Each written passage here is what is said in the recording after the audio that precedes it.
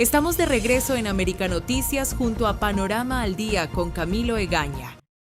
Hilda Landrové, antropóloga, ensayista, defensora de derechos humanos. No sé si coincide con Jesús Díaz, pero entiende el tema y es parte de su materia de estudio. Ella es doctora en estudios mesoamericanos y profesora de cátedra del Tecnológico de Monterrey en México. Hay que decir que el Tecno de Monterrey es como decir aquí el MIT, es de las instituciones académicas más prestigiosas de México junto con el colegio. Hilda Landrové, bienvenida, buenas tardes. Buenas tardes, Camilo, muchas gracias por la invitación y por recibirme en el programa. Hilda, tú dices que la reconciliación es una condición ineludible de la restauración democrática en Cuba. Yo lo creo así también.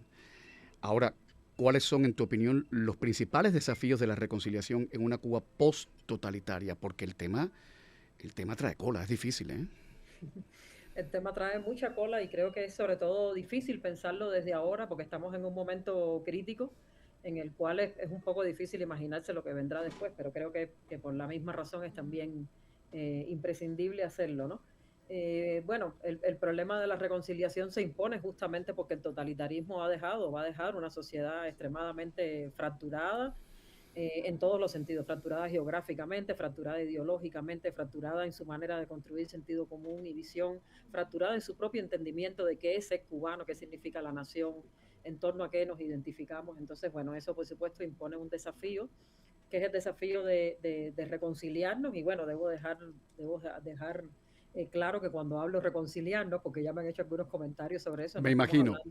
No estamos hablando del tipo de reconciliación que implica perdonar los agravios, ¿no? Creo que no pasa por ahí. Entonces, bueno, pensando un poco unas primeras líneas de cómo entender este proceso de reconciliación y por qué entenderlo como una condición ineludible, es porque, bueno, estamos hablando primero de la sociedad cubana, no estamos hablando del régimen, ¿no? Y como vamos a ser una sociedad que va a llegar al posttotalitarismo en estas condiciones de fragmentación y de fractura, pues hay que pensar de qué manera reconstruimos. Yo no diría que una identidad, creo que una de las cosas que a mí me ayuda a pensar en la reconciliación es justamente pensarla no como un proceso de reinvención de una identidad, porque creo que la fractura es efectivamente demasiado grande, sino en torno a qué principios pensamos esa reconciliación, ¿no? Y para mí eso pasa, yo diría, por tres pilares fundamentales, ¿no? Un pilar que es el pilar de la justicia, Uh-huh.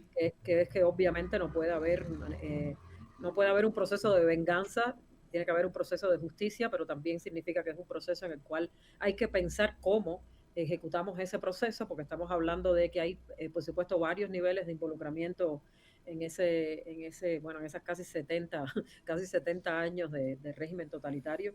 Y creo que primero es un proceso que tiene que empezar por atender las violaciones de derechos humanos. O sea, independientemente del tema ideológico que está ahí, que siempre va a ser un tema de discusión, lo primero que hay que juzgar son las violaciones de derechos humanos y hay que entender además cómo pensar esas violaciones de derechos humanos en varios niveles, ¿no? Desde las violaciones de derechos humanos explícitas, como torturar, asesinar, mandar a personas a la cárcel sin juicio, todas esas que están más tipificadas, digamos, hasta violaciones que tienen más que ver con la participación dentro del aparato represivo del Estado cubano. Y creo que eso es fundamental, ¿no? El segundo pilar creo que es un proceso de memoria histórica. Creo que tenemos que reevaluar, obviamente, la historia que nos han contado todos Hilda, permíteme un intercoto ahí, Sí. justamente ahí. ¿Cuba puede permitirse no revisar su pasado? Yo creo que eso no es algo que deberíamos permitirnos. Creo ¿Verdad que que no no, eh? revisar, sí, no, creo que no revisar el pasado a lo único que va a conducir es a dejar escondidas cosas que Exacto, tendrías que estar revisadas y que luego van a salir. A lo mejor no exacto. salen dentro de 6 meses o no salen mañana, pero van a salir Hay que dentro de 20 sacarlo todo años. afuera, como dice la canción. Hay que sacarlo todo afuera. De hecho, no sé todavía qué forma tomará, pero obviamente procesos de comisiones de la verdad, de revisión de los archivos, de poner esos archivos en circulación pública, todo eso hay que hacerlo, todo eso hay que Como en hacerlo. Alemania, como se hizo en Alemania. Como en Alemania. Como en Exacto. Alemania y tiene que ser un proceso que además esté digamos, legislado, o sea, tiene que haber leyes de memoria histórica, de recuperación de la memoria histórica, que conduzcan, que estén entrelazados con estos procesos de justicia restaurativa que repare el daño a las víctimas y que garantice una no repetición. Y creo que también tiene que estar amarrado de alguna forma a un proceso de discusión pública. O sea, tiene que haber una legislación, obviamente, pero también tiene que haber una discusión pública y tiene que ser una discusión pública lo más transparente posible y lo más abierta posible, y esto tiene que ver con el tercer pilar. Lo que yo creo que es muy importante aquí tiene que ver con los derechos, ¿no? Ese aliento totalitario que llevamos dentro, que está en la silla turca, que no lo podemos negar, como la manera en que comemos, como la manera en que nos movemos, esa sandunga, ese descaro que tiene el cubano. ¿Qué va a pasar en la Cuba del futuro? ¿Cómo se reorientan esos ímpetus para que no salga lo peor de cada uno de nosotros? ¿Cómo hacerlo? Esa es una buena pregunta. Yo por ahora lo que tendría es una advertencia contra el deseo de purificación. ¿Cuál? Ah, sí. El deseo de eliminar todo lo que huela a comunismo. Exacto, sí. Primero eso, porque eso es una decisión que tendrá que tomar esa sociedad cuando pueda decidir, ¿no? O sea, creo que si hay una discusión como eliminamos el Partido Comunista por decreto y la sociedad cubana vota y decide que eso es lo que hay que hacer. Pues se van y ya, claro. Pues eso es lo que hay que hacer, por supuesto.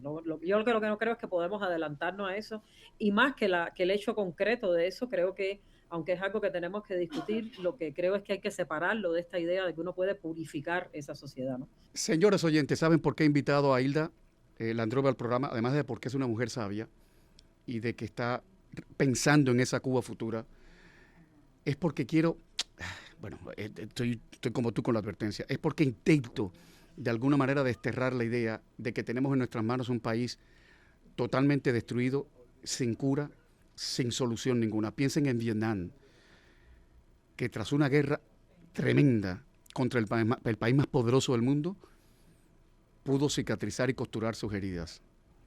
Piensen en España, en la transición democrática en España. Piensen en Chile.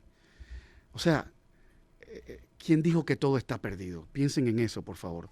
Por eso he invitado a Hilda. A mí me cuesta repensar de que el país se puede rehacer, pero se va a rehacer. Pero claro, no va a haber un Home Depot, ni un Palacio de los Jugos, ni una tienda Macy's en cada esquina de lunes para martes. Ni todas las libertades van a estar garantizadas. Eso está claro. Hilda, te mando desde aquí 3 abrazos para que te llegue uno, por lo menos. Muchísimas gracias. Un abrazo inmenso de vuelta. Cuídate mucho.